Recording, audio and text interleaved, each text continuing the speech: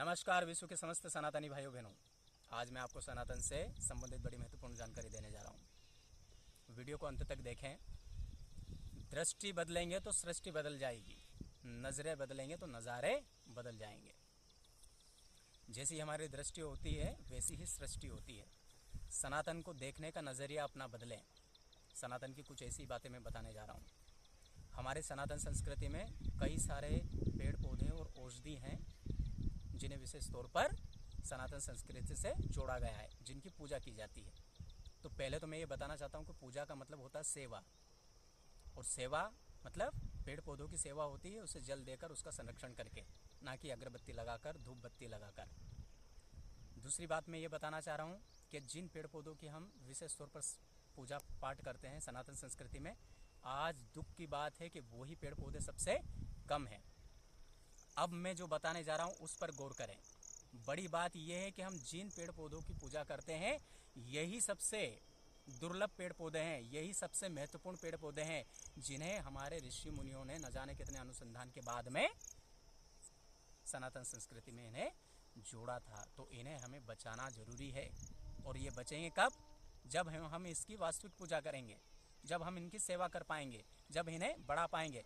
हम इन्हें केवल पूजा पद्धति तक सीमित नहीं रखेंगे। और ऋषि मुनि ने जब इनको जोड़ा था तो उसके पीछे उनका भी यही मतलब था। वो यही चाहते थे कि ये युगों युगों तक संरक्षित होते रहें, इसलिए इन्हें सनातन संस्कृति से जोड़ा।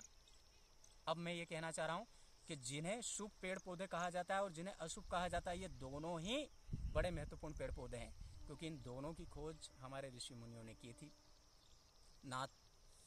ऋषि मुनियों ने की थी, और की इसलिए थी ताकि युगों युगों तक ये सृष्टि हरी भरी रहे, बढ़िया रहे।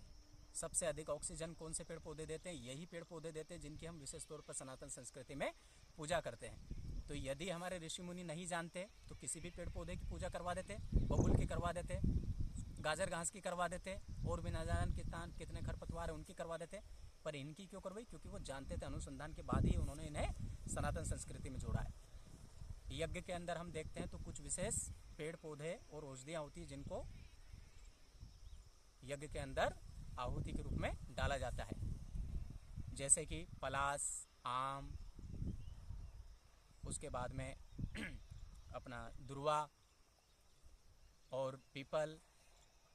इस प्रकार की मतलब लकड़ियों को विशेष तौर पे यज्ञ के अंदर, हवि के अंदर डाला जाता है। तो ये सारे जो पेड़ पौधे हैं या औषधि हैं, ये अनुसंधान के बाद में ही हमारे ऋषि मुनियों ने संस्कृति से जोड़ा है। तो हमें दृष्टि बदलनी है, और जैसे दृष्टि बदलेंगे सृष्टि बदल जाएगी। अब हुआ ये कि इन्हें शुभ अशुभ किन्होंने बताया? जो विदेशी आक्रांता हैं उन्होंने हमें बताया कि अरे ये तो मूर्ख लोग हैं, सनातनी तो मूर्ख है, देखो पेड़ पौधों की पूजा करते हैं।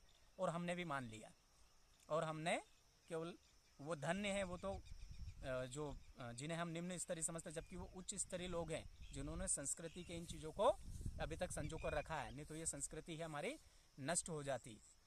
पर हम पढ़े लिखों का यह दायित्व है कि हमें हमारी दृष्टि बदलनी पड़ेगी, और हमें धन्यवाद देना पड़ेगा उन लोगों का जिन्हें हम अनपढ़ समझते हैं। उन अनपढ़ों के कारण ही हमारे ऋषि मुनियों की खोजें अभी तक जीवित है। तो दृष्टि बदलोगे तो सृष्टि बदल जाएगी। इसी प्रकार की रोचक जानकारी के लिए मेरे चैनल को सब्सक्राइब करें, लाइक करें, शेयर करें, कमेंट्स करें। जय जय श्री राम, राधे राधे, ओम नमः शिवाय।